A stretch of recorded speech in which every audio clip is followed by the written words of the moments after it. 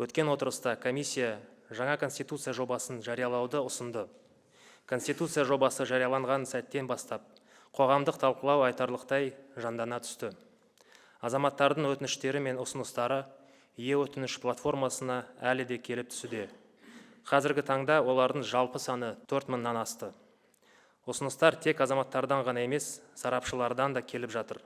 Сонымен қатар адвокаттар қауымдастығынан да келіп жатқан ұсыныстар аз емес. Азаматтардың көтеріп отырған мәселелері мен бастамаларын 3 негізгі бағытқа бөліп қарастыруға болады. Жалпы, қазақстандықтар жүргізіліп жатқан реформаны конструктивті әрі оң тұрғыда қабылдап отырғанын көрсетеді. Біріншісі, Конституцияның қоғамдық санадағы рөлін қайта пайымдау. Жаңа Конституция жобасын талқылау барысында ата заңға деген қоғамдық көзқарастың өзгеріп келе жатқаны байқалады. Азаматтардың едәуір бөлігі Конституцияны тек мемлекеттік билік органдардың өкілеттіктерін айқындайтын құқықтық құжат ретінде ғана емес, сондай-ақ мемлекеттің дамуына бағыт-бағдар беретін, құндылықтар мен қағидаттарды бекітетін тұғырлы мәтін ретінде қабылдай бастады.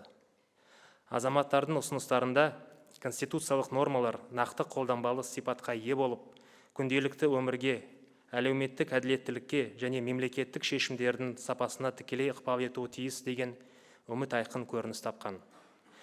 Ұсыныстардың екінші топтамасында заң үстемдігі мен әділеттілік принциптерін нығайту маңыздылығы айқындалған.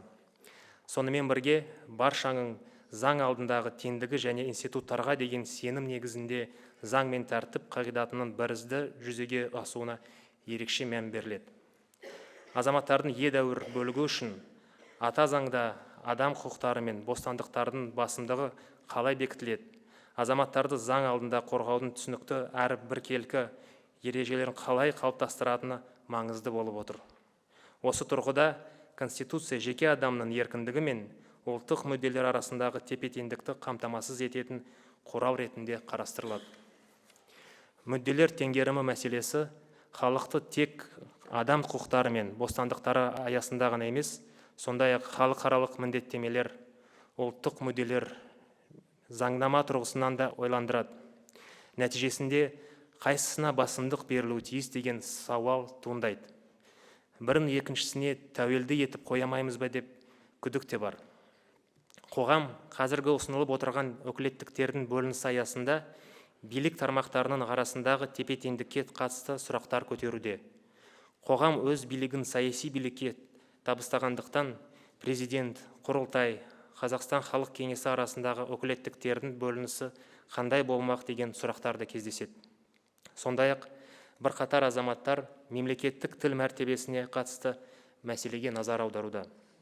Бірақ бұл жерде жаңа конституция жобасында қазақ тілі мемлекеттік тіл ретінде айқын көрініс тапқанын да айта кету керек. Келіп түскен ұсыныстардың үшінші топтамасы мемлекеттің және білім беру жүйесінің зайырлы сипатын конституциялық деңгейде бекіту. Бұл бағытқа да қоғам үлкен қызығушылық танытып отыр.